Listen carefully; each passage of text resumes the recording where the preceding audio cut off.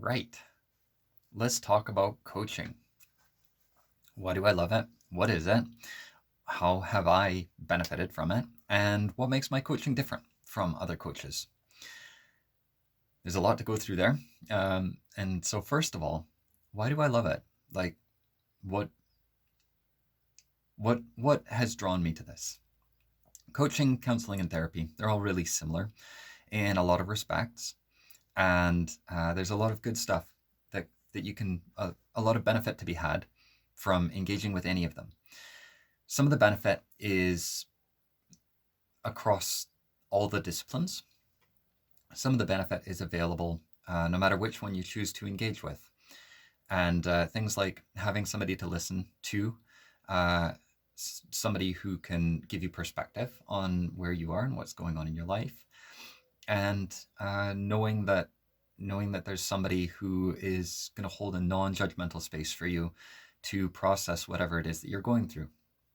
I love all of those things about coaching, and that's really similar with counseling and therapy. And I've benefited from that in the context of coaching and counseling. And I'm really, really grateful for the chances that I've had to speak to people, knowledgeable people who showed a genuine care for me in a professional capacity. Another benefit is that often they are outside of your social circle. So you can have a sense that what they're offering you isn't going to be colored by other things that are going on in your life. And that's a really important skill that coaches and counselors and therapists have in common. What do I love about coaching for me is the way that it takes just about anything that you want to do and can fast track your results. Money is temporary and comes and goes. There's ebb and flow, and there's always more money. Time is finite. Time, there is a limited amount.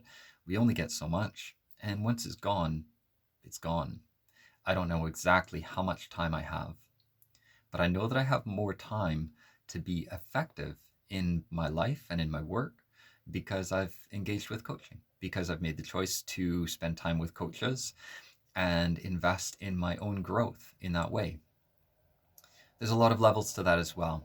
So if you can't afford or you're not in a place to hire a coach one on one, you can often buy group coaching or courses online.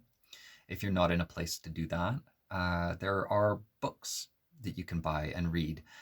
I find with books and with worksheets, things like that, going through emotional or mental development exercises on my own, that it often takes me more time than if I go through with somebody else. One example of that is a framework that I use called Transformation Prayer Ministry.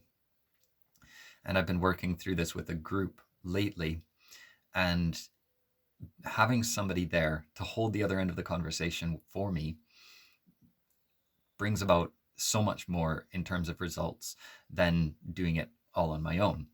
So I really value having somebody else there.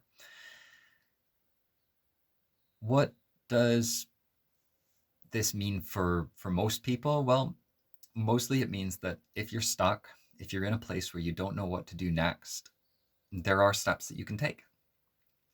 You can hire somebody to help you with that, and you're not alone. I think that's the biggest thing, is really understanding that you're not alone.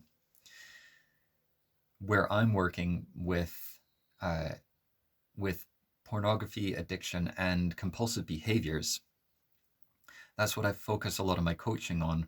And that's where I really want to help people, because I've experienced the pain of wanting to change and constantly doing what I don't want to do, like Paul says in Romans.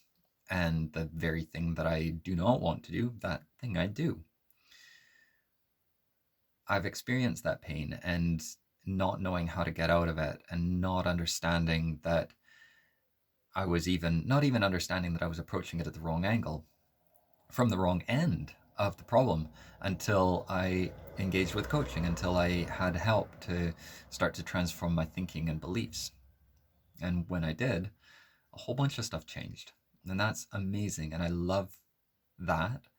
And I love having that capacity to help people transform in a similar way. How my coaching is different than a lot of coaching. A lot of coaches and a lot of coaching focuses on accountability. It focuses on just doing, like, making a plan, setting goals, making a plan, and then checking in to make sure that you follow the plan. You do the things that are necessary to reach the goal that you have. That's great. And there's a lot of power in that, especially if there's a specific measurable outcome that you want. And it doesn't always address the whole question, the whole problem. Big part of what I deal with and how I work is starting from an understanding that every person, no matter what they do, no matter how incomprehensible their actions seem from the outside or even to their logical mind, every action makes sense to that person on some level. So, what I like to do, what I love in my coaching, is being able to ask questions that help to uncover what's really going on. I really believe that the answers are inside you, the client, not inside me, not inside books, although we can find things that guide us towards our answers. But I really believe that the answers are inside you. And by asking specific questions, targeted questions, I can begin to uncover with you what it is that you believe about the world, what it is that you believe about your situation, and what that's making you feel and how that's influencing your actions. Because every action that we take is only the surface result of the emotions that we're feeling. We are driven by our emotions as human beings.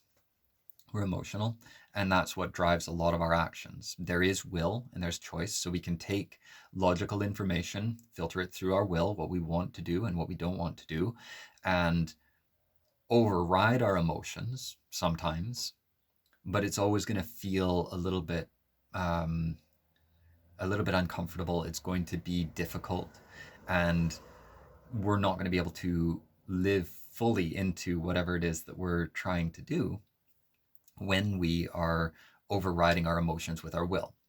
Will is important. I don't believe that it doesn't have a purpose. And I also think that a lot of people don't understand fully why it's there. I'm not sure that I fully understand why it's there, but I do understand a lot about how I can use it to generate the results that I want in my life and build up towards bigger transformations. So, all of that to say, what I love doing in my coaching is asking questions that spring from the actions that people are taking, that dig into what's going on a heart level. What are we feeling? What are the emotions that are underneath that? And then underneath the emotions are beliefs. If I believe a certain thing about the world, say I had a bad experience with dogs and I believe that dogs are not safe. Well, when I go out on my run in the morning and somebody's walking their dog and the dog is off the leash and the dog runs towards me, I'm going to be afraid. I'm going to feel fear rising, and that could cause me to take different actions depending on how strong that sense of fear is. But it could cause me to actually run the other way, even though that puts me in the wrong direction from where I was trying to get to, or to run off the path, to jump into or try to jump across a ditch or something like that. It could even, if the fear is strong enough, cause me to jump into traffic. If, on the other hand, I grew up with a dog and I have a good experience with dogs and I love dogs and I enjoy spending time with them, then I'm not going to feel that same fear. I might actually get a sense of enjoyment from having the dog run up to me. And then my experience is going to be totally different. It could still throw off my run because maybe then I pause to talk to the owner or invest time playing with the dog a little bit before I carry on my run. Both situations, I might interrupt my run, but it would be totally different. It would be a completely different experience to me as the person having the feelings and making the choices. So when I am able to ask questions that dig from actions to emotions, and then from emotions to beliefs, then I can really start to uncover what's going on underneath for that person, for you, for my client. And once we have a belief, then we can start to transform that. And there are steps and processes that I take people through to do that. But that's a little bit about how my coaching is different from other people's. I don't believe in making you feel badly until you change. I don't think that works. It doesn't work for me. And I don't think it works long term for anybody. And I don't believe that all that we need to do is just exert more will force or have more blocks and filters in place to make sure that you do the things that you're supposed to do, more accountability. I don't think that works either. At least it doesn't work for me, not long term.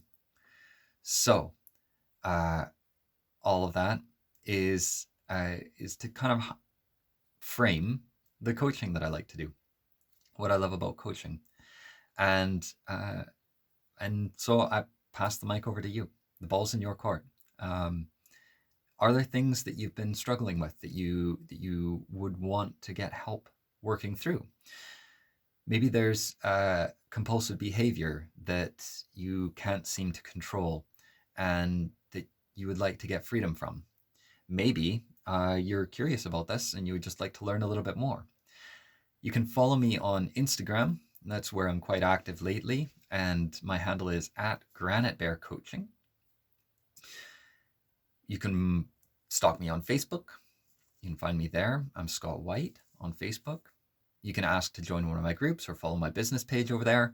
And of course, if you like and subscribe, then you can have the option to get notified whenever I put up a video, and you can learn a little bit more about what it is that I'm thinking and how it is that I can help you. Please share this message if this has resonated with you. If you have any questions, or if you want to hear a little bit more about a particular topic or subject, I would love to hear that in the comments. For now, thanks for taking the time to view, and I'll look forward to a continued conversation with you. Bye for now.